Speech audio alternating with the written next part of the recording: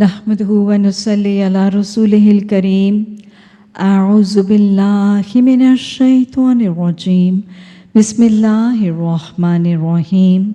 رب اشرح لي صدري ويسر لي أمري واحلل عقدة من لساني يفقهوا قولي واجعل لي وزيرا من أهلي.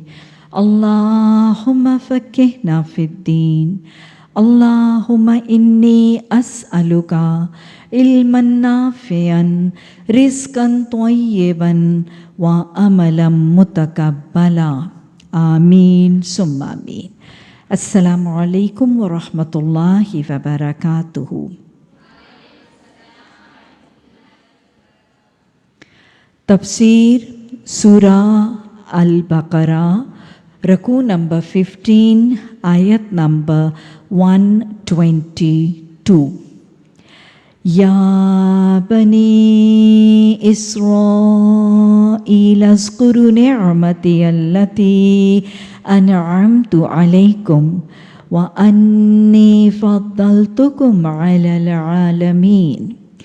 اے بنی اسرائیل، یاد کرو میری وہ نعمتیں جس سے میں نے تمہیں نوازا تھا، اور یہ کہ میں نے تمہیں تمام دنیا کی قوموں پر فضیلت دی تھی.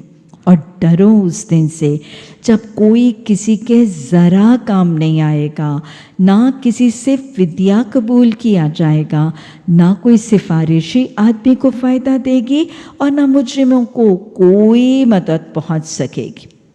تو کوئی یہاں سفارش کا تصور سکھایا جا رہا ہے ان بنی اسرائیل کے یہودیوں اور عیسائیوں کو جن کی سفارش اور شفاعت کا تصور ہی غلط تھا. تو لہٰذا سفارش کون کرے گا، کس کی کرے گا، کب کرے گا، کس معاملے میں کرے گا، کس حد تک کرے گا، یہ سارے کے ساری چیز کا تعلق سمجھا کے ان کے جو غلط سفارش اور آخرت کے عقائد تھے اس کی تصحیح کی جا رہی. آیت نمبر 124. وَإِذِ ابْتَلَىٰ إِبْرَاهِيمَ رَبُّهُ بِكَلِمَاتٍ فَأَتَمَّهُنَّ. اللہ فرما رہا ہے یاد کرو جب ابراہیم کو اس کے رب نے چند باتوں سے آزمایا تھا اور وہ سبھی میں پورا اترا، تو اللہ نے کیا کہا؟ انی جاعلک للناس اماما، میں تمہیں لوگوں کا امام بنانے والا ہوں. حضرت ابراہیم علیہ السلام کا ایک رویہ اور اس کے بعد اللہ سبحانہ تعالیٰ کا ان سے وعدہ امامت کا. اللہ فرما رہے ہیں کہ اللہ نے حضرت ابراہیم علیہ السلام کو آزمایا تھا، آزمائے گئے تھے حضرت ابراہیم علیہ السلام، کیونکہ دنیا امتحان گاہ ہے اور اللہ امتحان گاہ میں مختلف طریقوں سے جسمانی، مالی، روحانی، سوشل، سائیکولوجیکل، ایموشنل، ہر لحاظ سے آزماتے، اور حضرت ابراہیم علیہ السلام ہر کی لحاظ سے آزمائے گئے. حضرت ابراہیم علیہ السلام کا پیریڈ 2100 سال قبل مسیح، 2100 years BC. عراق کا علاقہ، ار کی بستی، پوری کی پوری قوم اور بستی جو ہے وہ بت پرستی اور شرک میں ڈوبی ہوئی. سورج، چاند، ستاروں کو پوجتے تھے. سورج کا شماس دیوتا، چاند کا ننار دیوتا، ستاروں کے بھی دیوتا دیویاں، پوری کی پوری قوم بت پرستی کرتی تھی، اور یہ آزمائش تھی. اور حضرت ابراہیم علیہ السلام کا اپنا گھرانہ صرف بتوں کی پوجنے والا اور پرستش کرنے والا نہیں، ان کا گھرانہ تو بت گھروں کا گھرانہ تھا. ان کے باپ آزر اور ان کے دادا بت گر تھے، بت بناتے تھے، بڑے ماہر تھے. حضرت ابراہیم علیہ السلام کے والد آزر نے جو حاکم وقت نمرود تھا اس کو ایک سونے اور چاندی کا بت جس میں بڑے مہنگے اور قیمتی ہیرے جواہرات لگے تھے وہ بنا کے تحفتاً دیا. ان کا جو فن اور ہنر تھا بت تراشنے کا، اس سے وہ آزر کے اس فن سے نمرود بہت متاثر ہوا، اور نمرود نے پھر یہ حکم دیا کہ اب تم میرا بت بناؤ.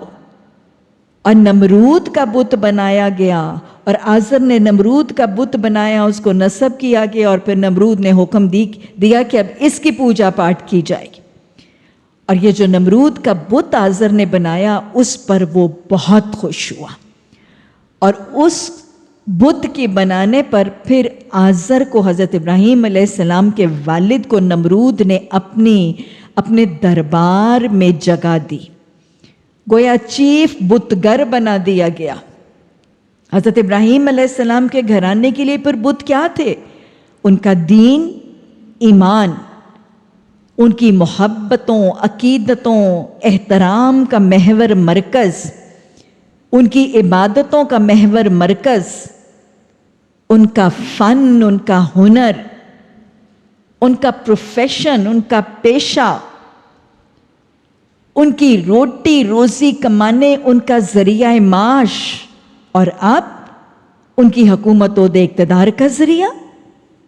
گویا بت تو حضرت ابراہیم کے گھرانے کے لیے ان کی لائف لائن تھے, ان کے لیے کل تھے. ایسی حالت میں جب سورج, چاند, ستاروں کو, مخلوق کو دیکھا اور خالق کی پہچان ملی تو پھر خالق کو پہچانا, واحد کو پہچانا, الہکم ایک اللہ ہے واحد, اس کو پہچانا. اور پھر اس کے بعد کیا تھا؟ توحید ملی تھی مشرک گھرانے والے کو, توحید مل گئی ایک مشرک ماحول میں, ساری دنیا کی محبوب چیزوں کو ٹھکرا دیا, دھن کی دیوی کو, کاروبار کو, جائیداد کو, عہدے کو, پیشے کو, سب کو چھوڑ کے خیر آباد کہہ کے چلے گئے تھے. آج ہم یہ سمجھتے ہیں کہ دین عبادت کا نام ہے, اور بہت سے دیندار لوگ کیا کرتے ہیں, وہ کہتے ہیں کہ ہم عبادت تو اللہ کی کریں گے, لیکن کاروبار, بزنس یہ تو دین سے الگ ہے نا, ہم اللہ کی نافرمانی اور سودی کاروبار کرتے رہیں گے, ہم نماز اللہ کے لیے پڑھتے ہیں, روزہ زکوٰۃ اس کے لیے دیتے ہیں. حضرت ابراہیم could have also said, وہ بھی کہہ سکتے تھے عبادت میں اس کی کروں گا, پوجا پاٹ میں بتوں کی نہیں کروں گا, اب توحید کو سمجھ گیا ہوں, لیکن کاروبار ہے میرا تو بت بنانا, میں وہ کرتا رہوں گا. لیکن نہیں, گھر بار, جائیداد, پیارے رشتے ناتے, حکومت, عہدہ, اقتدار, سب دنیا کی محبوب چیزیں اور سب دنیا کے بتوں کو پاش پاش کہہ کے, خیر آباد کہہ کے, دھن کی دیوی کو ٹھکرا کے نکل گئے تھے. پھر معاشرہ بت پرستوں کا, مندروں میں بت, اگرچہ بت ہیں جماعت کی آستینوں میں, مجھے ہے حکم ازاں لا الہ الا اللہ, توڑ دیے تھے ان کے بت, باش کر دیے تھے ان کے بت. اور پھر بت توڑنے کے جرم میں ان کو آگ کے الاؤ میں گرایا گیا. جب آگ کے الاؤ میں گرانے کے لیے اس منجنیق میں بٹھایا گیا تھا تو جھکے نہیں تھے شرک کے آگے, سرنگوں نہیں ہوئے تھے, جمے رہے تھے توحید پر, ڈٹے رہے تھے اللہ کی وحدانیت پر. ان کے ساتھ کمپرومائز نہیں تھی, ان کے ساتھ صلح نہیں تھی, ان کے ساتھ مصالحت نہیں تھی, بے خطر کود پڑا آتش نمرود میں عشق. پھر اللہ نے آگ ٹھنڈی کر, یا نارو کونی بردن وسلامن, اللہ نے آگ ٹھنڈی کر دی گل و گلزار پر. اب اس کے بعد دو لوگ جو ایمان لائے تھے, حضرت لوط اور حضرت سارہ, ایک بھائی کا بیٹا ہے اور ایک چچا کی بیٹی ہے, ایمان لا کے پھر بستی کو چھوڑ دیا. اگلی قربانی, پہلے مال, جائیداد, پیارے رشتے ناتے سب قربان, پھر اپنا جسم آگ کے حوالے, اور پھر اس کے بعد بستی کو بھی خیر آباد, ہجرت کر کے اب عراق سے فلسطین چلے جاتے. قربانیوں پہ قربانیاں, آزمائشوں پہ آزمائشیں آتی جا رہی ہیں, اور پھر ہر آزمائش میں اللہ کی اطاعت پہ جمے ہیں, اللہ کی بندگی پہ, توحید پہ ڈٹے ہیں, اور ہر محبوب چیز کو اللہ کی اطاعت کے لیے قربان کرتے چلے جا رہے ہیں. اس کے بعد بڑھاپے کی اولاد اور اللہ کا حکم, ننھے اسماعیل اور صابرہ شاکرہ ہاجرہ کو وادی غیر ذی زرع میں چھوڑا ہے. آزمائشوں پہ آزمائش, ہر اگلی آزمائش پچھلی آزمائش سے زیادہ تھی, ہر بعد والی آزمائش پہلی آزمائش سے زیادہ بڑی, ہر آزمائش پہ پورے اترتے ہیں, رب پسند طریقہ اختیار کرتے ہیں, قربانیاں ہیں, اطاعت ہے, سمینا و اطوانا, اسلم کے بعد اسلمتو, بیٹے کو حضرت حاجرہ کو چھوڑ آتے ہیں، کھجوروں کا تھیلا ایک مشکیزہ دے کر واپس پلٹ رہے ہیں۔ دعائیں کیا ہیں؟ ربی جعلنی مقیم الصلاۃ ومن ذریتی، آنکھوں سے آنسو جاری ہیں، اور اللہ سے ہم کلام ہو کے اللہ سے کہہ رہے اللہ میں نے اپنی اولاد کے ایک حصے کو، یہ بڑھاپے کی اولاد بڑی دعاؤں سے ملی، اللہ میں نے اولاد کے ایک حصے کو یہاں آباد کیا، تیرے گھر کے پاس آباد کیا تاکہ ان کا دل تیرے ساتھ جڑ جائے اور یہ نمازی بن جائے۔ پھر بیٹا دوڑ دھوپ کی عمر کو پہنچ جاتا ہے، بڑھاپے کا سہارا ہے، بڑھاپے کی ٹیک اللہ حکم دیتا ہے گلے پہ چھری چلا دے، سمینا وات۔ یہ ہے ابتلا ابراہیم، ہر تکلیف سے آزمائے گئے، ہر پیاری محبوب چیز کی قربانی سے آزمائے گئے تھے۔ سب چیزیں اللہ کی محبت پر قربان کرتے ہیں، تمام محبتوں کو اللہ کی محبت پر ہیج کر کے اللہ کی محبت کو غالب کرتے ہیں، اللہ کی اطاعت کرتے ہیں، اور سب چیزیں قربان کرتے ہیں، اطاعت کے لیے جمتے ہیں، صبر اور توکل کر کے ڈٹتے ہیں۔ پھر اللہ نے کہا تھا انی جاعلک للناس اماما۔ اب جب اپنے لیے امامت کی خوشخبری ملی تو باپ ہوتا ہے، فوراً ہی فرمایا ومن ذریتی، اللہ یہ امامت میری نسلوں کو بھی ملے گی۔ اللہ نے فرمایا لا ینال عہد الظالمین، اگر ان میں بھی کوئی ظالم شرک کرنے والے توحید سے ہٹنے والے ہوئے تو ان کو وعدہ نہیں جائے گا۔ اس کے بعد اللہ نے فرمایا جعلنا البیت مثابۃ للناس وامنا، کہ جب ہم نے اس گھر کو، کعبہ کو لوگوں کے لیے مرکز اور امن کی جگہ بنایا تو اللہ نے حکم دیا واتخذوا من مقام ابراہیم مصلی، مقام ابراہیم کو اپنے نماز کی جگہ بنا لو۔ یہ کیا حکم تھا اور یہ کیا رودات تھی؟ اللہ سبحانہ تعالیٰ نے جب خلیل اللہ والد ذبی اللہ بیٹے کو حکم دیا کہ حرم کی تعمیر کریں تو یہ کام آسان نہیں تھا۔ تنہا باپ بیٹا ایک حرم کی اتنی بڑی تعمیر کرنا، لیکن اللہ نے حکم دینے کے بعد اللہ نے مدد کا وعدہ کیا تھا۔ اتنا بڑا کام اور اتنی بڑی مہم، اللہ کی اطاعت کر کے دونوں باپ بیٹا جم گئے تھے، اللہ کی مدد کے وعدے پر توکل کر کے صبر سے عمل کرنے لگے تھے، پھر ان اللہ مع الصابرین ہوا، اللہ کی مدد آئی۔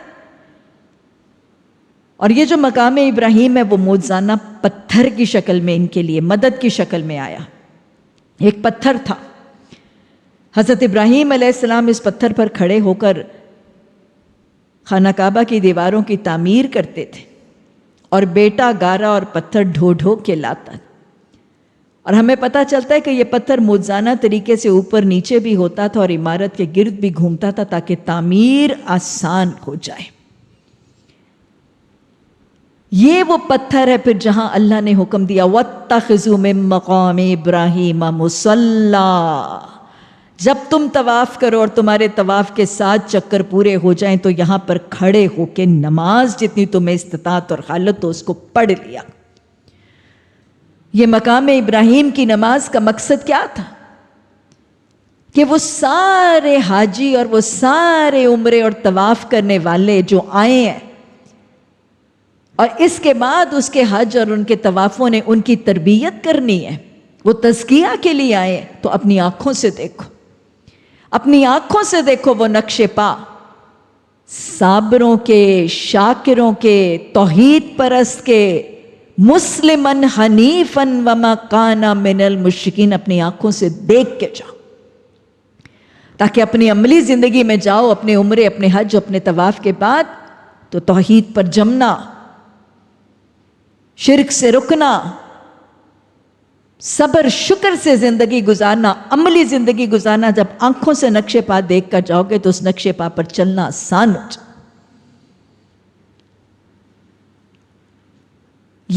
یہ پتھر چیخ چیخ کے اعلان کرتا ہے کہ جو اللہ اور اللہ کے رسول کے وعدوں کی اطاعت کرتے ہیں، اس کے وعدوں پر توکل کرتے ہیں اور صبر سے جمتے ہیں، تو یہ پتھر اعلان کرتا ہے ان اللہ مع الصابرین کا۔ یہ پتھر درس بتاتا ہے صبر کا، شکر کا۔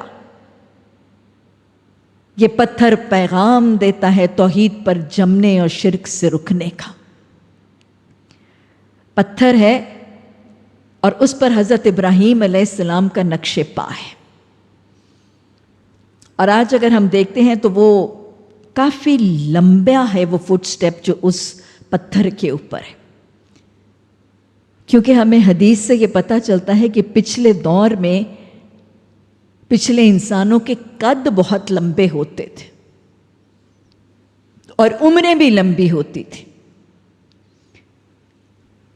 حضرت ابراہیم علیہ السلام کے بارے میں پتہ چلتا ہے کہ ان کی عمر 170 سال تک تھی اور ان کے قد بھی لمبے ہوتے تھے. بہت طویل سا وہ پاؤں کا نشان ہے، اور وہ پاؤں کا نشان جب نظر آتا ہے تو ایسے لگتا ہے کہ وہ پتھر شاید کوئی موم کا بنا ہوا ہے، کہ اس کے اوپر ایسے وہ فٹ پرنٹس پورے کے پورا نظر آتا ہے.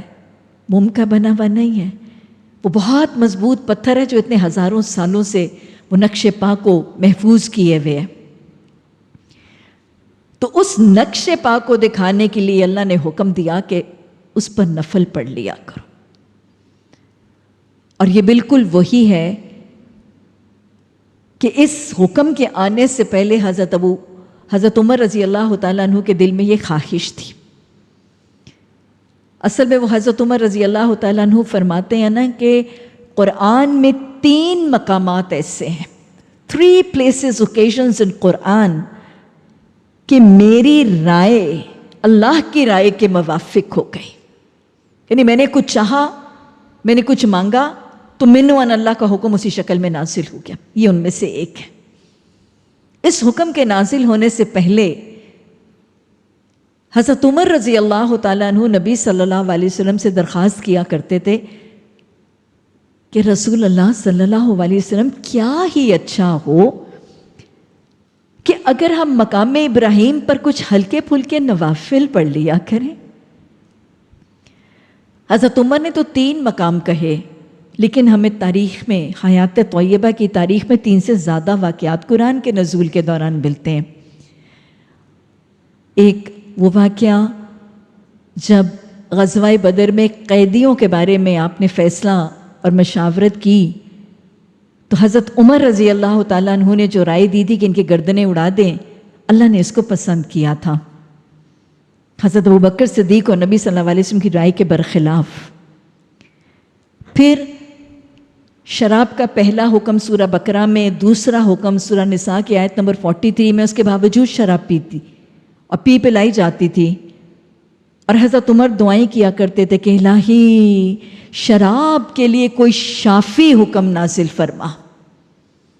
یعنی یہ 2 آیات نازل ہوئی ہیں لیکن ابھی بھی اس بیماری، اس لت سے شفا نہیں ہوئی معاشرے کو. کوئی ایسا حکم نازل کر کہ جو شراب نوشی کی بیماری ہے نا، اس سے ہمیں شفا مل جائے. پھر وہ سورہ مائدہ کی آیت نمبر 90 نازل ہوئی تھی اور وہاں اللہ نے پوچھا تھا کیا تم باز آؤ گے؟ تو حضرت عمر رضی اللہ تعالیٰ عنہ نے رسپونڈ کیا تھا، ہم باز آئے، ہم باز آئے، ہم باز آئے. اسی طرح پردے کا حکم، چہرے کے پردے کا حکم نازل ہونے سے پہلے آپ صلی اللہ علیہ وسلم سے حضرت عمر نے فرمایا تھا کیا ہی اچھا ہو اگر آپ امہات المومنین کو یہ حکم دیں کہ وہ چہرے کا پردہ کر کے گھروں سے نکلا کریں.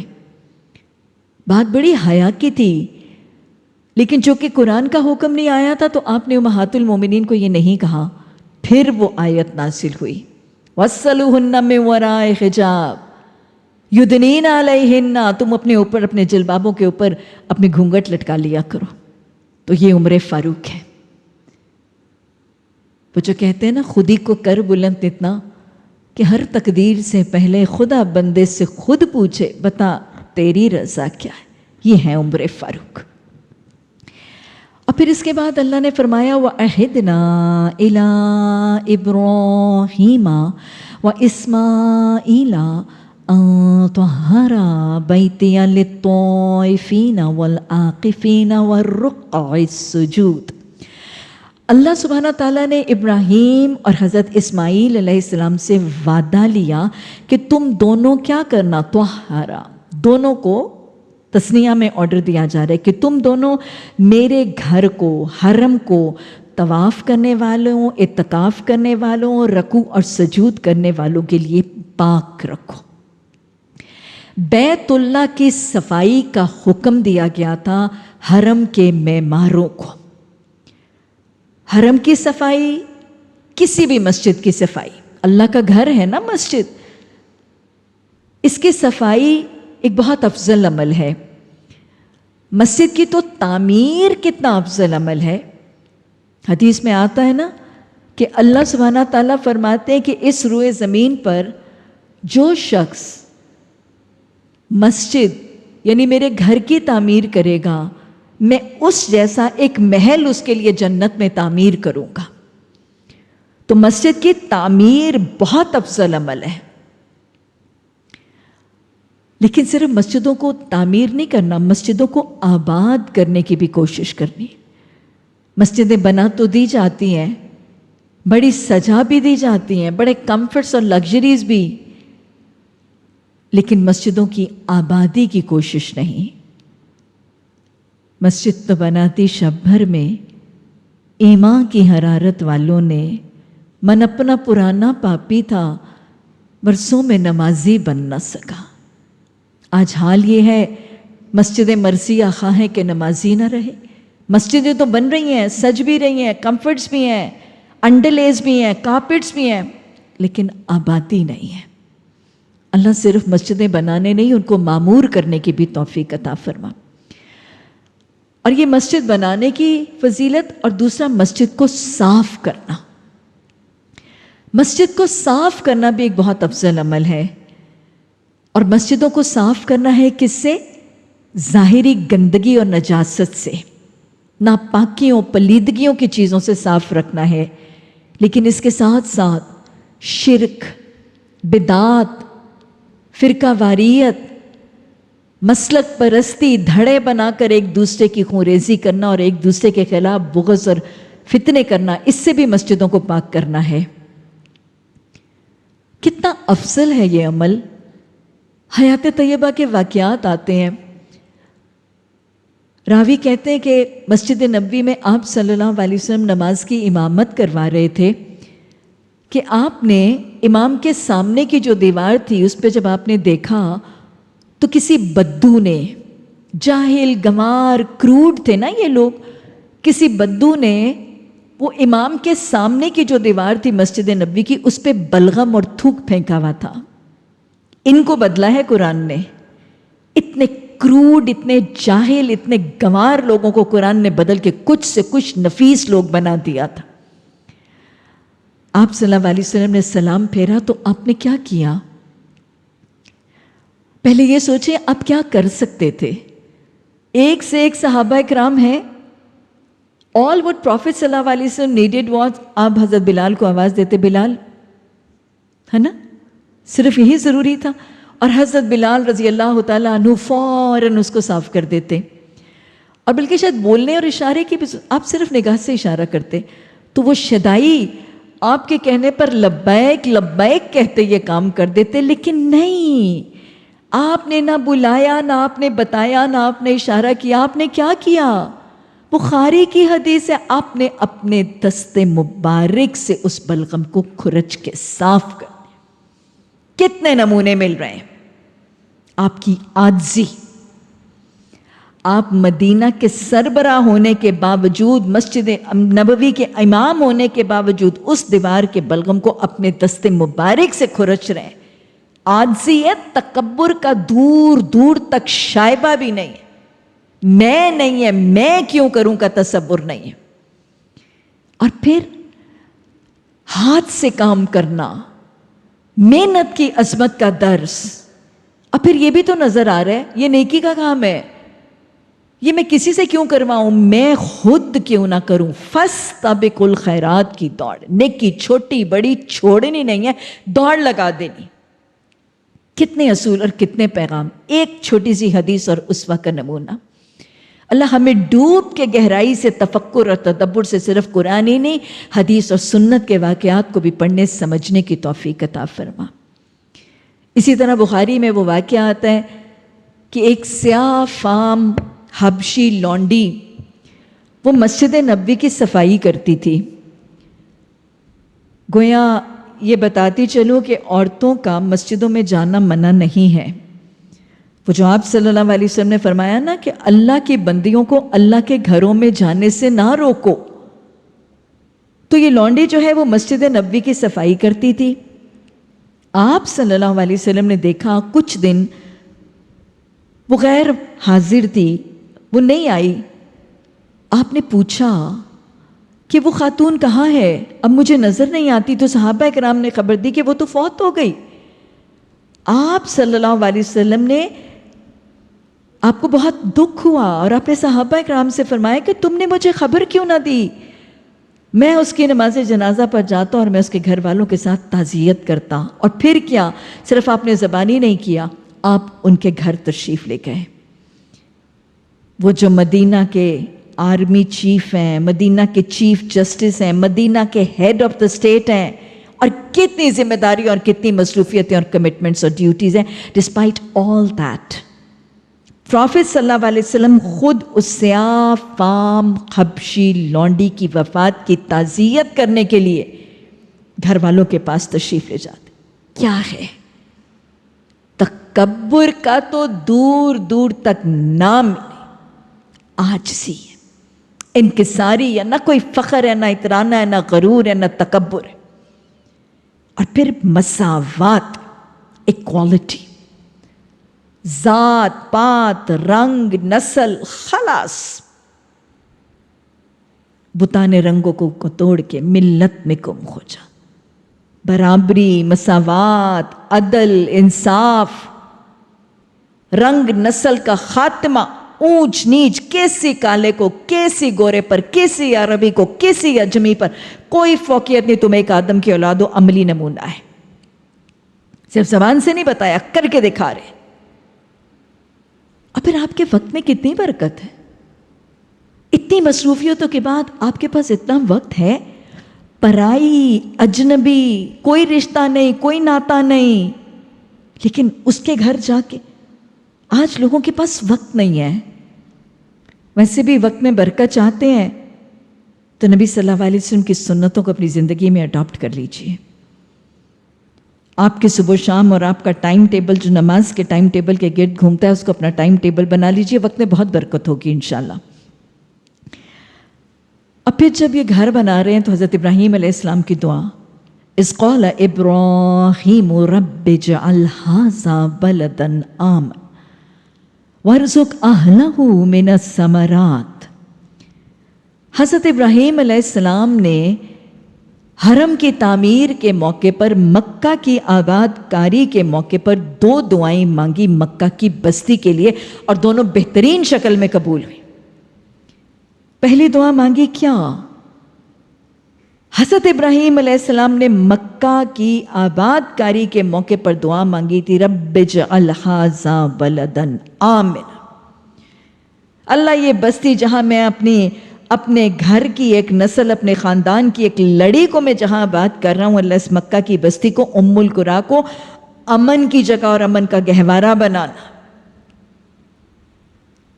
دعا انسان کی ترجیحات کو بتاتی، دعا انسان کی آرزوؤں، تمناؤں اور خواہشوں کے پیمانے سمجھاتی ہے. حضرت ابراہیم علیہ السلام کی ایک بستی کے لیے پہلی دعا، پہلی خواہش، پہلی آرزو، پہلی ترجیح امن کا قیام. مال نہیں مانگا تھا، تیل کے کنویں نہیں مانگے تھے، وہ تو اللہ نے بعد میں دیے. مانگا تھا حضرت ابراہیم علیہ السلام نے امن. یہ بات پلے سے باندھ لیجئے، نبیوں کی تعلیم اور نبیوں کے پیغامات امن کا پیغام لے کر آئے. قرآن اور آسمانی الہامی کتابیں امن کا چارٹر دے کر بھیجی گئی ہیں. نبی صلی اللہ علیہ وسلم اور رسول امن کے علمبردار بن کے آئے ہیں. اسلام امن کا پیغام سکھاتا ہے. قرآن کی تعلیمات عام ہوں گی، قرآن نافذ ہوگا تو امن ہوگا. یہ جو آج اعتراضات لگائے جاتے ہیں اسلام پر، قرآن پر، کہ اسلام دہشت گردی کا دین ہے، مسلمان دہشت گرد ہیں، مسلمان دہشت گرد ہیں، بدامنیاں کرتے ہیں، اور اسلامائزیشن کی وجہ سے بدامنی اور ٹیررزم ہو گئی، یہ غلط ہے۔ اگر چاہتے ہیں کہ بستیوں میں امن ہو تو قرآن پڑھنا پڑھانا ضروری ہے۔ وہ کہتے ہیں، ایلیگیشنز لگاتے ہیں، یہ مدارس بند کر دو، یہ مدارس دہشت گرد پیدا کرتے ہیں، قرآن کی تعلیم کے ادارے بند کر دو، یہ دہشت گردی سکھاتے ہیں۔ ارے نہیں، یہ مدارس امن کا پیغام دیتے ہیں، یہ قرآن امن کے طریقے سکھاتا ہے۔ قرآن پڑھائیں گے تو امن ہوگا، قرآن چھوڑ دیں گے تو دہشت گردی ہوگی۔ قرآن تھامیں گے تو امن ہوگا، قرآن کو پس سے پشت پھینکیں گے تو دہشت گردی ہوگی۔ اور واقعی حضرت ابراہیم علیہ السلام کی دعا کیسے قبول ہوئی؟ کتنا امن ہے، معجزانہ امن ہے مکہ کی بستی میں۔ امن کی اس سے بڑی دلیل کیا ہو سکتی ہے؟ رات کے اندھیرے میں، مڈل آف دا نائٹ، جوان کنواری بچی اٹھتی ہے، اپنی ریزیڈنس سے چلتی ہے، اکیلی حرم میں جاتی ہے، طواف کرتی ہے، تہجد پڑھتی ہے، فجر پڑھتی ہے، تنہا واپس اپنے ہوٹل کے کمرے میں آتی ہے، نہ عزت کو، نہ جان کو، نہ مال کو، نہ کسی چیز کو کوئی خوف نہیں۔ آج جائیں نا، پوچھیں وہ جو امن کے نام نہاد ٹھیکیدار بنے ہوئے ہیں، وہ جو امن کے ٹھیکیدار بنے ہوئے ہیں، ان سے پوچھیں ان کی ریاستوں میں یہ امن ہے؟ ان کی ریاستوں کے اندر یہ کیفیت ہے ان کی زمین کے اوپر؟ یہ دعا حضرت ابراہیم علیہ السلام کی قبول ہوئی تھی۔ اور پھر وہ دوسری دعا انہوں نے کی، وَارْزُقْ أَهْلَهُ مِنَ الثَّمَرَاتِ، کہ اس ام القریٰ مکہ کی بستی کے لوگوں کو، آباد کاروں کو پھلوں کا رزق دینا۔ اور پھل، دنیا جہان کے پھل اور سبزیاں، موسمی، بے موسمی اور بہترین حالت کے پھل اور سبزیاں آپ کو حرم میں ملتے ہیں، آپ کو اس خطے میں ملتے۔ تو گویا مکہ کی بستی کے لیے حضرت ابراہیم علیہ السلام کی دو دعائیں قبول ہوئیں، اور ادھر مدینہ کی بستی کے لیے نبی مہربان صلی اللہ علیہ وسلم کی دعا قبول ہے۔ مدینہ کی بستی کی کچھ آب و ہوا اور کلائمیٹ جو ہے نا، وہ اتنی معتدل نہیں تھی، اور ہمیں پتہ چلتا ہے کہ جب لوگ جاتے تھے نا مدینہ میں، تو وہاں جا کے ان کو آب و ہوا سازگار نہیں ہوتی تھی تو وہ بیمار پڑ جاتے تھے۔ یہاں تک کہ جب حضرت ابوبکر صدیق رضی اللہ تعالیٰ عنہ ہجرت کر کے مکہ سے مدینہ گئے تھے تو وہ مدینہ جا کے بیمار ہو گئے تھے۔ حضرت عائشہ رضی اللہ تعالیٰ عنہ نے اتنی خدمت کی کہ پھر والد صحتیاب ہو گئے اور خود بیمار پڑ گئی۔ تو یہ آب و ہوا، کچھ کلائمیٹ اتنی اچھی نہیں تھی، تو آپ نے دعا کی تھی مدینہ کی آب و ہوا کے لیے، اس کے ویدر کے لیے، اس کے کلائمیٹ کے لیے۔ اور اگر ہم آج دیکھیں تو مکہ کی جو کلائمیٹ ہے نا، وہ بہت سخت ہے، لیکن مدینہ کی کلائمیٹ بہت خوبصورت ہے، بہت اچھی، صحت افزا، ٹھنڈک، وہ شدت والی گرمی اور حدت نہیں ہے۔ تو ان دونوں نبیوں کی دعا ان دونوں بستیوں کے حق میں قبول ہوئی۔ اب جب انہوں نے بستی کے لیے امن اور رزق مانگا تو حضرت ابراہیم علیہ السلام نے بڑے محتاط انداز میں مانگا۔ پیچھے جب ان کو امامت دی گئی تھی تو انہوں نے فوراً ہی کہا تھا میری اولادوں کو بھی ملے گی، تو اللہ نے وہی چیک لسٹ بتا دی تھی کہ نہیں، اگر اولادوں میں کوئی ظالم ہوں گے، شرک کریں گے، توحید سے رکیں گے، نافرمانی کریں گے، تو ان کو نہیں ملے گی۔ تو اب جب رزق کی دعا مانگنے لگے تو بڑی احتیاط سے دعا مانگتے ہیں۔ مومن کو ایک ہی دفعہ سمجھانا کافی ہوتا ہے۔ حضرت ابراہیم وَارْزُقْ أَهْلَهُ مِنَ الثَّمَرَاتِ کہہ کے کیا کہتے ہیں؟ اللہ اس کے رہنے والوں کو، اس کے باشندوں کو رزق دینا۔ کن کو دینا؟ من آمن منہم باللہ والیوم الآخر، اللہ جو تجھ پر اور آخرت پہ مانیں گے نا، رزق بھی بس انہی کو دینا۔ تو یہ ان کا ایک احتیاط تھا، وہ اس پہلے کہنے پر وہ محتاط ہو گئے تھے۔ تو اللہ نے جواب دیا جو نہیں مانے گا، دنیا کی چند روزہ زندگی کا سامان تو میں اس کو بھی دوں گا۔ یعنی دنیا تو امتحان گاہ ہے نا، دنیا تو امتحان گاہ ہے، رب رحمان ہے، قیامت سے پہلے اس کا رحم عام ہے، وہ سب کو دے گا، مگر آخر میں عذاب جہنم کی طرف گھسیٹوں گا، اور وہ بدترین جائے قرار ہے۔ آیت نمبر 127. اِذْ يَرْفَعُ إِبْرَاهِيمُ الْقَوَاعِدَ مِنَ الْبَيْتِ وَإِسْمَاعِيلَ رَبَّنَا تَقَبَّلْ مِنَّا إِنَّكَ أَنْتَ السَّمِيعُ الْعَلِيمُ. جب حضرت ابراہیم علیہ السلام البیت، اس خاص گھر خانہ کعبہ، اس کی بنیادیں اٹھا رہے تھے، وہ اور اسماعیل علیہ السلام گویا باپ ہیں اور بیٹا ہے، خلیل اللہ ہے، ذبیح اللہ ہے، اور وہ بنیادوں سے حرم کی تعمیر کر کے دیواریں اٹھا رہے ہیں، تو وہ دعائیں کر رہے ہیں. کیونکہ کسی بھی نیک عمل کے دوران دعائیں قبول ہوتی ہیں. نیک عمل کے دوران یا نیک عمل کی تکمیل پر دعائیں قبول ہوتی ہیں، اور یہ فلسفہ حضرت ابراہیم علیہ السلام کو پتہ ہے. اور اس سے بڑی نیکی اور کیا ہو سکتی، اس سے بڑی سعادت اور کیا ہو سکتی ہے کہ اللہ سبحانہ تعالیٰ باپ اور بیٹے کے ہاتھوں اپنے گھر خانہ کعبہ کی تعمیر کروا رہے ہیں. تو اس نیک عمل کے دوران حضرت ابراہیم علیہ السلام دعائیں مانگ رہے ہیں. کوئی پہلا اصول تو یاد رکھ لیجئے، نیکی جو بھی کریں اس کے دوران اور اس کی تکمیل پر دعائیں ضرور مانگا کریں، کیونکہ نیک عمل دعاؤں کی قبولیت کا ذریعہ اور وسیلہ بنتے ہیں. اور پھر دعا کیا مانگ رہے ہیں؟ ربنا تقبل منا، کہ اللہ تیرے حکم اور تیری دی ہوئی عزت سے، تیری توفیق اور مدد سے میں یہ خانہ کعبہ کی تعمیر تو کر رہا ہوں، لیکن تو مجھ سے قبول کر لینا. عاجزی ہے، انکساری ہے، اور نیکی کرنے کے بعد کوئی غرہ نہیں ہے، کوئی گھمنڈ نہیں ہے کہ بس میں نیکی کر رہا ہوں، وہ قبول ہی قبول، میں اتنا بڑا کام کر رہا ہوں، میں قبول ہی قبول، میں جنت میں، اللہ کی رضا. وہ نیکی کر رہے ہیں تو بھی ڈر رہے ہیں، اور نیکی کر رہے ہیں تو اس کی قبولیت کی فکر اور دعا کر رہے ہیں. دوسرا اصول سمجھ لیجئے، نیک عمل صرف کرنے نہیں ہے، ان کی قبولیت کی فکر بھی کرنی ہے اور ان کی قبولیت کی دعا بھی کرنی ہے. اور پھر ساتھ ہی کہتے ہیں کہ اللہ تو سمیع ہے، تو سن رہا ہے میرے رویے اور تو جاگ رہا ہے میری حالت کو، تو میری عمل کو قبول کر لینا. پھر حرم کی تعمیر کے موقع پر اگلی دعائیں بڑی خوبصورت ہیں دعائیں. ربنا وجعلنا مسلمین لک ومن ذریتنا امۃ مسلمۃ لک، کہ اللہ سبحانہ تعالیٰ ہم جو یہ باپ بیٹا مل کر تیرے حرم کی تعمیر، جو تو نے ہمیں اتنی بڑی سعادت اور عزت سے نوازے، ہم بنا رہے ہیں اس گھر کو، تو کیا کر اللہ، ہم دونوں باپ بیٹے کو اپنا مسلم رکھ، مسلمین لک، ہم دونوں کو اپنا مسلم رکھنا. اور صرف ہم دونوں کو نہیں، یہ جو ہماری ذریت ہے، ذریت کہتے ہیں اولادوں کی اولادیں اور نسلوں کی نسلیں، ہماری ساری ذریت اور نسلوں کو اپنا مسلم اور مومن رکھنا. سبحان اللہ.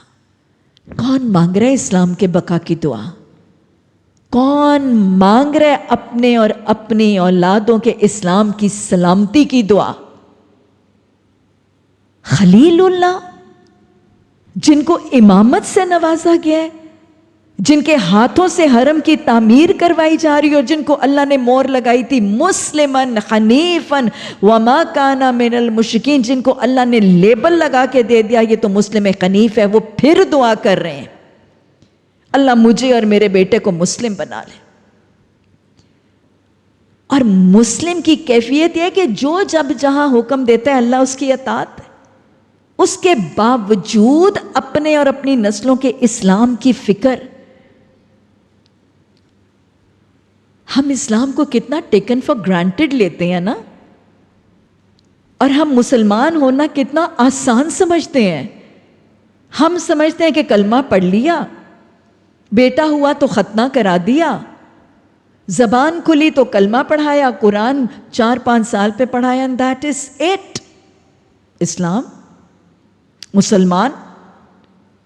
ارے یہ اس لیول پر پہنچ کر، اس درجے پر پہنچ کر بھی اپنے اسلام کی دعائیں مانگ رہے ہیں، اپنی اولادوں اور اپنے نسلوں کی اسلام کی حفاظت اور سلامتی کی دعائیں مانگ رہے ہیں. اللہ ہمیں یہ ترجیحات عطا فرما، اللہ خاتمہ بالاسلام کرنا، ہمارے دین، ہماری اور اولادوں کے دین اور اسلام کی حفاظت کرنا. اور پھر کیا کہہ رہے ہیں؟ آرنا مناسکنا، اللہ تو ہمیں اپنے عبادت کے طریقے سکھاتے. ارے کون کہہ رہا ہے؟ مسلم حنیف جن کی زندگی سراپا عبادت ہے، جن کی زندگی کا مقصد ہی قل ان صلاتی و نسکی، کہہ دو میری عبادات، میری قربانیاں، میرا جینا، میرا مرنا للہ رب العالمین ہے. وہ کہہ رہے ہیں اللہ مجھے، میرے بیٹے کو اور میری نسلوں کو عبادت کے طریقے سکھا دے. وہ جو اپنے ہاتھوں سے حرم کی تعمیر کر رہے ہیں وہ کہہ رہے ہیں اللہ ہمیں عبادت کے طریقے سکھا دے. آج ہمارے معاشرے کا کیا حال ہے؟ ہم کیسے گھروں میں مطمئن ہیں؟ لوگوں کو کہا جاتا ہے آؤ بخاری کی کتاب الصلاۃ پڑھانے لگے ہیں، کتاب الوضو پڑھانے لگے ہیں، آؤ کتاب الزکوٰۃ، کتاب الصیام، آؤ عبادت کے طریقے اور احکامات سنو. مطمئن؟ ہمیں سب کچھ پتہ ہے، ہمیں سب کچھ آتا ہے. ہم نے قرآن کلاس، حدیث کلاس میں جا کے سیکھنا کیا ہے؟ سب کچھ پتہ ہے. ہم تکیے لگا کے بیٹھے ہوئے کہ ہمیں سب کچھ پتہ ہے، اور وہ یہاں پہ کہہ رہے ہیں ہمیں عبادت کے طریقے سکھاؤ. اور حال کیا ہے؟ حال مطمئن معاشرے کا یہ ہے کہ پتہ ابجد کا بھی نہیں، ABC کا بھی نہیں پتہ، وضو کا طریقہ نہیں آتا، نماز کا ترجمہ نہیں آتا، نماز کو صحیح تلفظ اور مخارج سے پڑھنا نہیں آتا، اور گھروں میں مطمئن بیٹھے میں سب کچھ آتا ہے. اور یہ ہے کہ عبادت کے طریقے سیکھنے کی دعائیں کر رہے ہیں. اور پھر کیا کہتے ہیں؟ وَتُبْ عَلَيْنَا إِنَّكَ أَنْتَ التَّوَّابُ الرَّحِيمُ. اللہ میری توبہ قبول کر لے، اللہ تو تواب اور رحیم ہے. پہلی بات تو یہ کہ جب اللہ سے جو مانگے نا اس کے ساتھ ریلیٹڈ اللہ کا صفاتی نام کا واسطہ دے کر مانگے. اللہ قرآن میں فرماتا ہے وَلِلَّهِ الْأَسْمَاءُ الْحُسْنَى فَادْعُوهُ بِهَا. اللہ کے بڑے اچھے صفاتی نام ہیں، تم اس کو ان صفاتی ناموں کا حوالہ دے کر دعا کیا کرو. رزق مانگنا ہے تو رازق کہہ دے، شفا مانگ رہے ہیں تو شافی کہتے، ہدایت مانگنا ہے تو ہادی کہتے، بخشش مانگنی ہے تو غفور اور غافر کہتے، توبہ کر رہے ہیں تو تواب کہتے، رحم مانگنا ہے تو عفوًا قدیر رحمان کہتے. تو یہاں پہ حضرت ابراہیم علیہ السلام کا بھی یہ طریقہ تب علینا انک انت التواب الرحیم. اور پھر توبہ کون کر رہے؟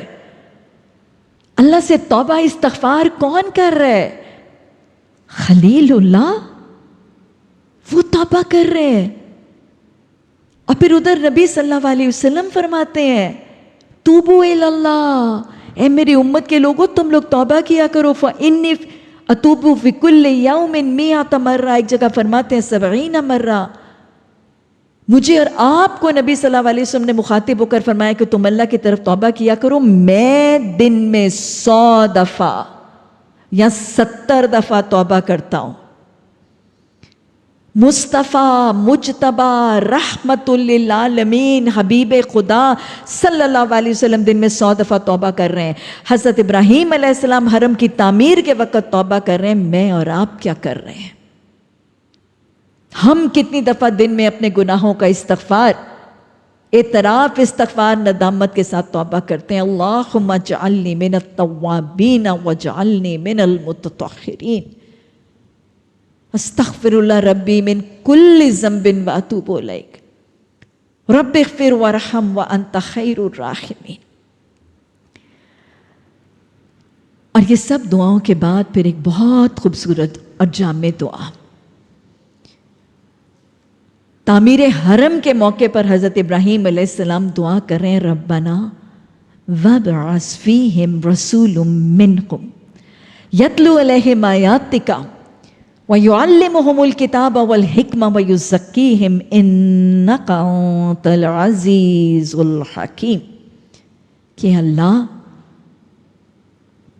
یہ جو لوگ ہیں نا مکہ کی بستی ام القریٰ کے لوگ، بنی اسرائیل کا میرے بیٹے حضرت اسماعیل کا گھرانہ، ان میں ایک رسول انہی میں سے بھیجنا.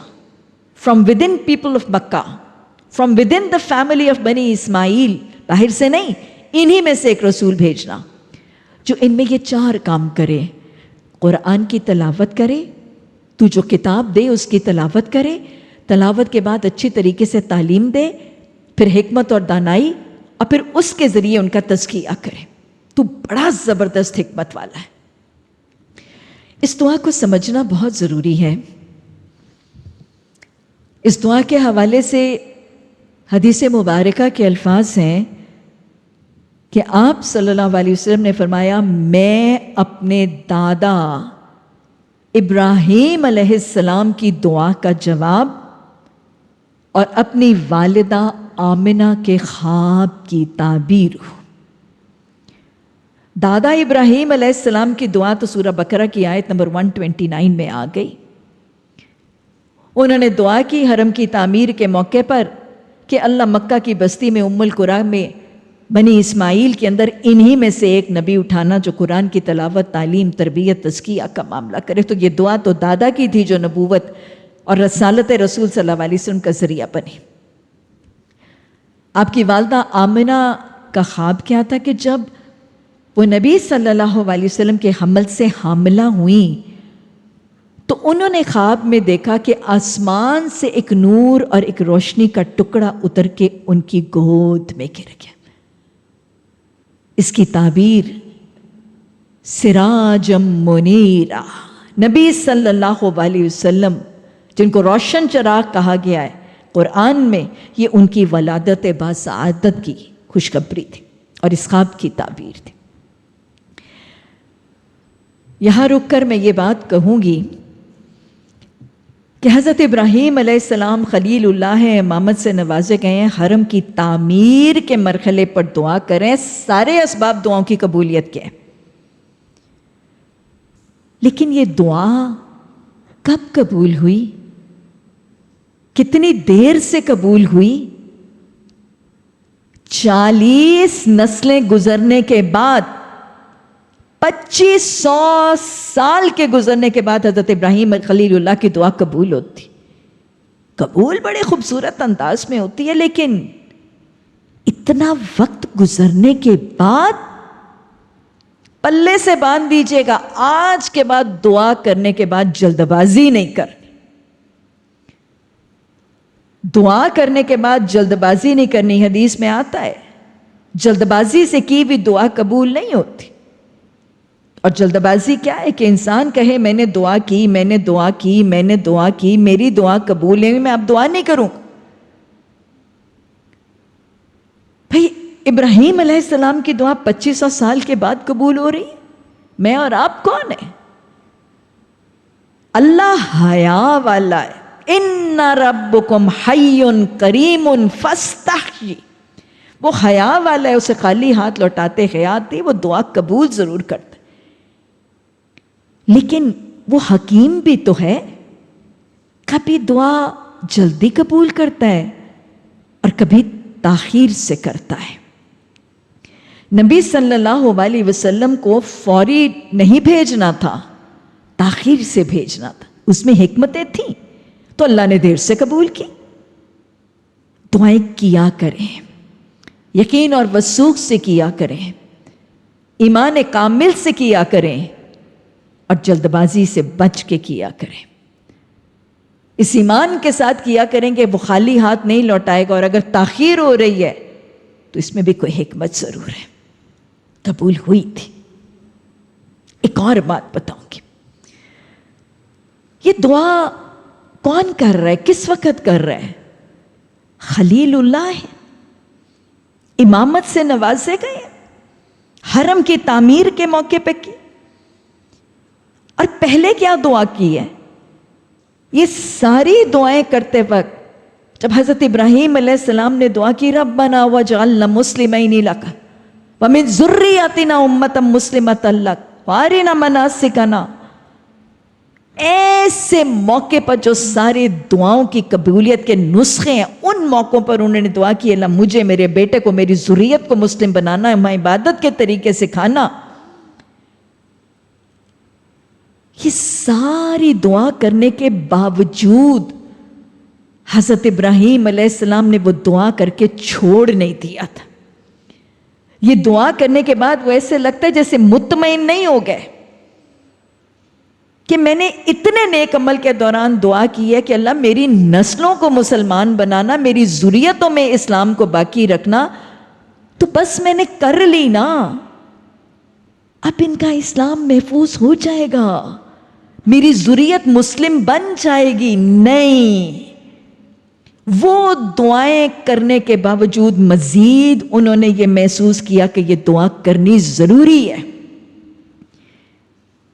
انہوں نے پھر دعا کی کہ اللہ میں چاہتا ہوں میری ذریتوں میں اسلام باقی رہے، ان کا دین محفوظ رہے، تو اللہ ان کے دین کو بچانے، ان کے اسلام کو باقی رکھنے کے لیے یہ بھی دعا قبول کرنا کہ ان کے اندر یہ 4 کام کرنے والا جو تیری آیات کی تلاوت کرے، اس کی تعلیم دے، ان کی تربیت، ان کی تزکیہ کرے، ان کو حکمت اور دانائی سکھائی، یہ 4 کام کرنے والا ان کے درمیان اٹھانا۔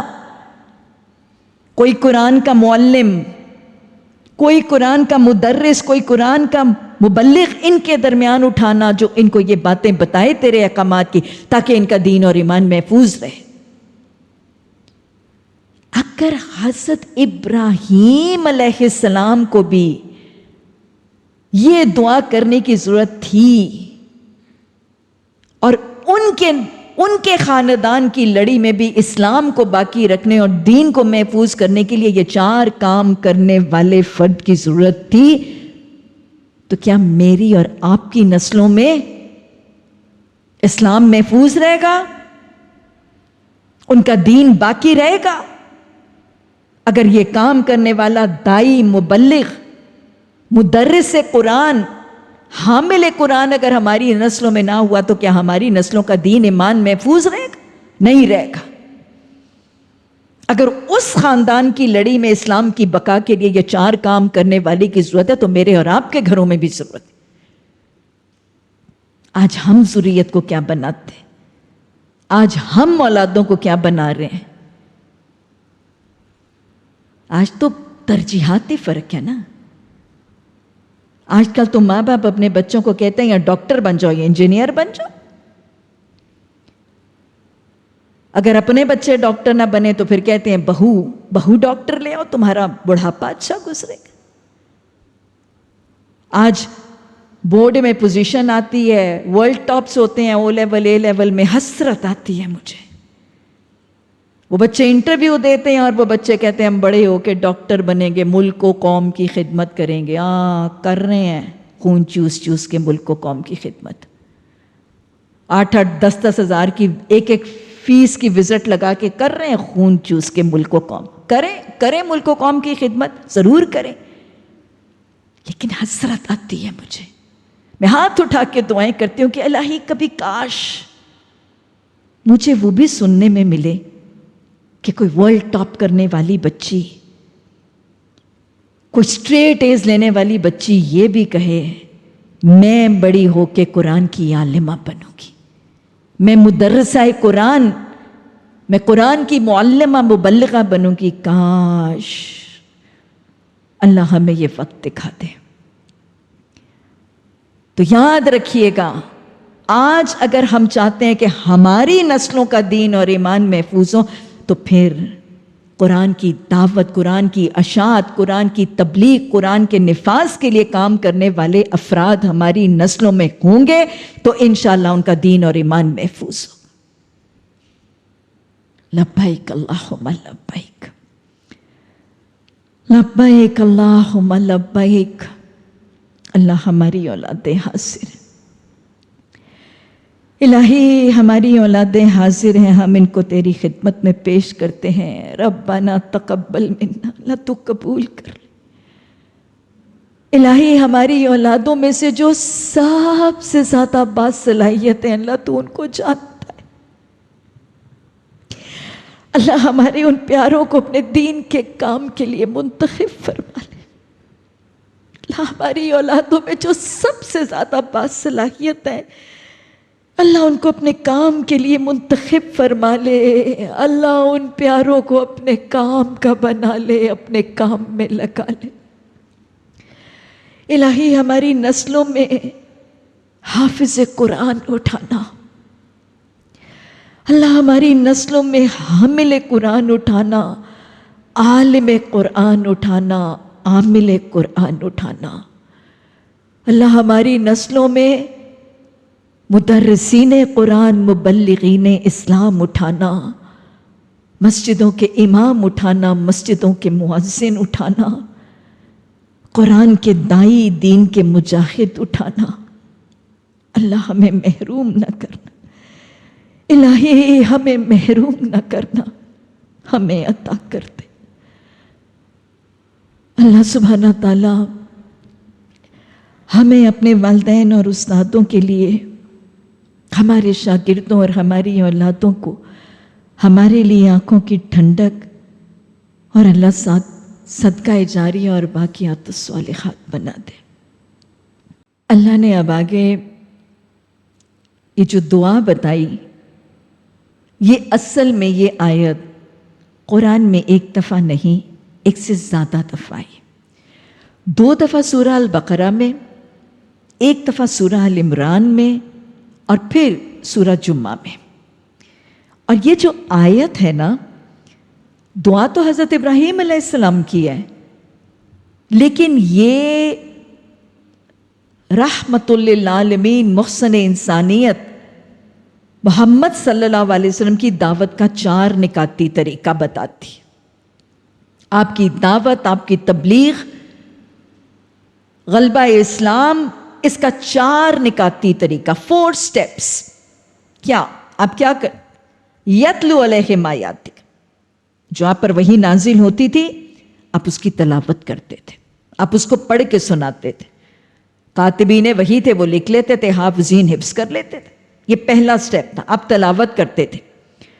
تلاوت کے بعد آپ کیا کرتے تھے؟ یعلمہم الکتاب، وہ جو کتاب، وہ جو قرآن کی آیات نازل ہوتی تھی اور آپ تلاوت کرتے تھے، پھر ان کا کیا کرتے تھے؟ یعلمہم، لام کی شد بتا رہی ہے کہ آپ ان نازل کردہ تلاوت کی جانے والی آیات کی تعلیم دیتے تھے۔ کیسے؟ اہتمام کے ساتھ، لزوم کے ساتھ، perfection, precision to the minutest of detail کے ساتھ آپ اس کی باقاعدہ تعلیم دیتے تھے۔ کن کو؟ ارے وہ تو عرب تھے، ان کی تو مادری زبان عربی تھی، ان کا تو بچہ بچہ عربی شاعری جانتا تھا۔ ان کو تلاوت کے بعد اتنے اہتمام کی تعلیم کی ضرورت تھی؟ ان کو تلاوت کافی نہیں تھی جن کی اپنی زبان عربی ہے؟ ان کو باقاعدہ اہتمام اور لزوم سے ان آیات کی تعلیم کی ضرورت تھی۔ آج ہم کون ہیں؟ ہم کہاں بیٹھے ہیں؟ ہمیں عربی کی ابجد معلوم نہیں ہے، ہمیں تو ابھی اس کو صحیح تلفظ سے پڑھنا بھی نہیں آیا، ہمیں تو اس کا ترجمہ معانی بھی نہیں آتے، اور ہم مطمئن ہیں کہ ناظرہ پڑھ لیا بس وہ بہت ہے۔ بچے کو 4-5 سال کی عمر میں ایک دفعہ قرآن مکمل کر کے بڑی سی آمین کر لی، وہ بہت ہے۔ اور ہمیں کیا ضرورت ہے قرآن کی تعلیم کی محفلوں میں جانے کی؟ ہمیں سب کچھ پتہ ہے۔ اور قرآن کلاس میں کیا ہوتا ہے؟ ایک ہی بات، جنت، جہنم، نماز، روزہ، ہمیں سب پتہ ہے، ہمیں مزید علم کی ضرورت نہیں ہے۔ ارے ان کو تعلیم کی ضرورت تھی اور ہمیں اس کی ضرورت نہیں ہے۔ اور پھر آپ کیا کرتے تھے؟ حکمت، دانائی، گہرائی کے ساتھ ان ڈیپتھ اس کو سمجھاتے تھے۔ اور آپ سے پوچھا گیا ای الحکمہ، حکمت سے مراد کیا ہے؟ تو آپ نے فرمایا حدیث اور سنت۔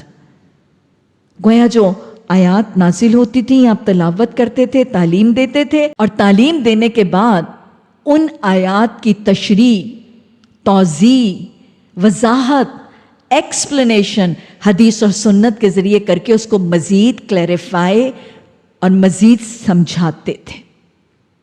پھر چوتھا سٹیپ، یزکیہم، ان کا تزکیہ کرتے تھے۔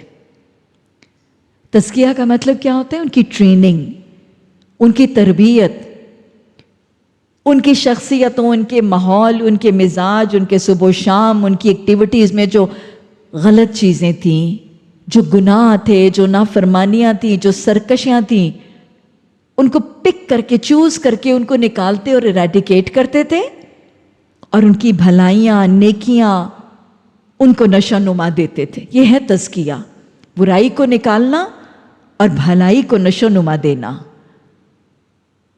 تو آپ صحابہ اکرام کا تزکیہ کرتے تھے. کتنے واقعات موجود ہیں تزکیہ کے. بخاری کی حدیث میں آتا ہے کہ رسول اللہ صلی اللہ علیہ وسلم کی محفل ہے، حضرت بلال بھی تشریف فرما ہے، اور حضرت ابو ذر غفاری رضی اللہ تعالیٰ عنہ، یہ وہ صحابی ہیں رسول اللہ صلی اللہ علیہ وسلم کے جنہوں نے بالکل شروع میں اسلام قبول کیا. ان کے لیے آپ نے فرمایا اس روئے زمین میں ابو ذر سے سچا کوئی نہیں. تو حضرت ابو ذر غفاری ایسے جیسے مذاق میں نونک جھونک میں حضرت بلال کو پکارتے ہیں، اے کالی ماں کے بیٹے.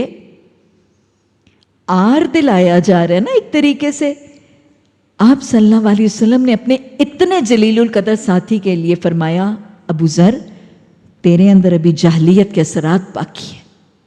یہ تربیت ہے، یہ ٹریننگ ہے، یہ تزکیہ ہے. عائشہ رضی اللہ تعالیٰ عنہا ہیں، محبوب ترین زوجہ محترمہ ہیں. ایک دن صفیہ رضی اللہ تعالیٰ عنہ کے بارے میں فرماتی ہیں، صفیہ کا قد ذرا پستہ ہے. قد چھوٹا تھا ان کا، شارٹ سٹیچرڈ تھیں.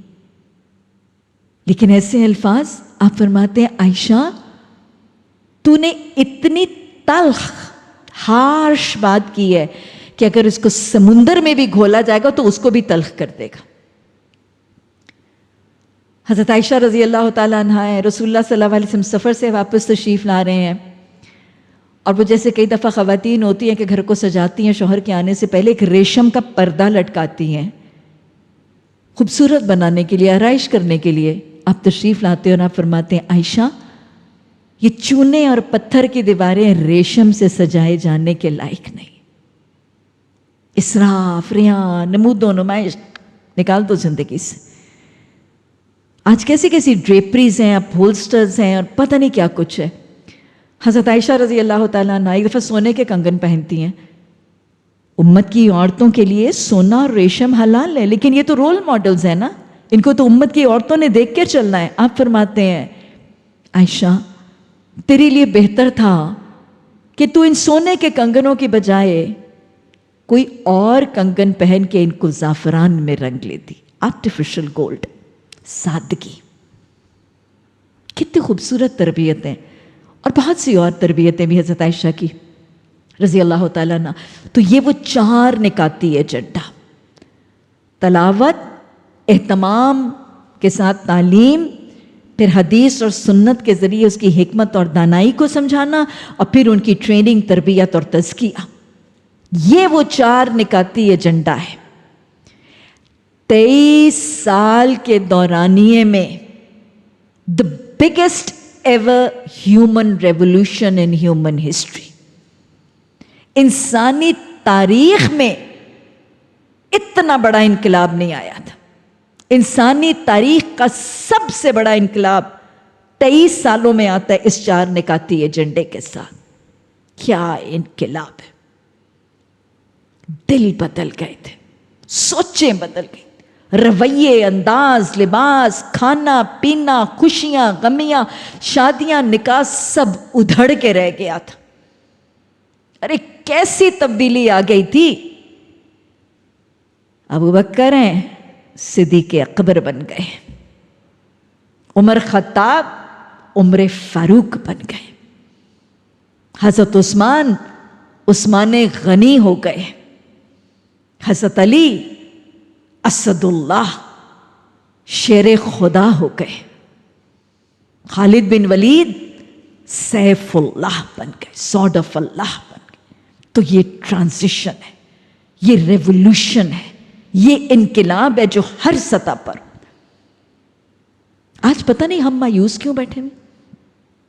شیطان ہمیں نا امیدی اور مایوسی کی طرف وہ چوپالوں میں بیٹھ کے کہتے ہیں اب ہم کچھ نہیں کر سکتے، اب تو امریکہ یہ دھانے پہ بیٹھا ہوا ہے، اب ہم کیا کر سکتے.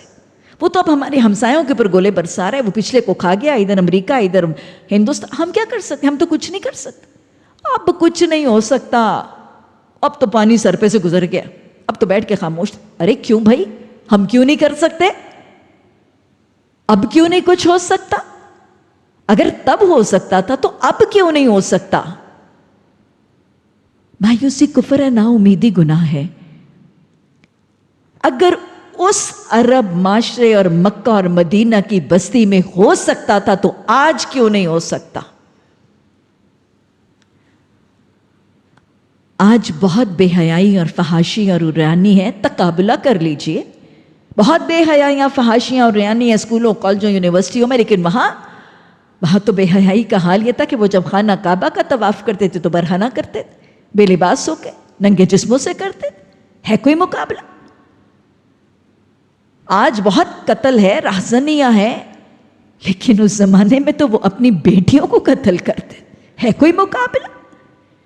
اور پھر وہ معاشرہ تھا جو نبی صلی اللہ علیہ وسلم پر صرف ایمان کا انکار نہیں، وہ تو آپ کے جانی دشمن تھے، قتل کی سازشیں کرتے ہیں، سر مبارک کی قیمت 100 اونٹ لگاتے ہیں۔ میرا معاشرہ، یہاں تو ایک ایک بس اور ایک ایک ٹرک کے پیچھے لکھا ہے حرمت رسول صلی اللہ علیہ وسلم پر تو جان بھی قربان ہے، لکھا نہیں ہے، واقعی ہے، یہ حقیقت۔ کٹ مرنے کو تیار ہے میری قوم نبی مہربان صلی اللہ علیہ وسلم کے اسم گرامی کے پیچھے۔ وہ تھے جو قرآن کو مانتے نہیں تھے، وہ کہتے تھے کہ اللہ کا کلام ہی نہیں ہے، من گھڑت ہے، اب گھڑ کے لاتے ہیں۔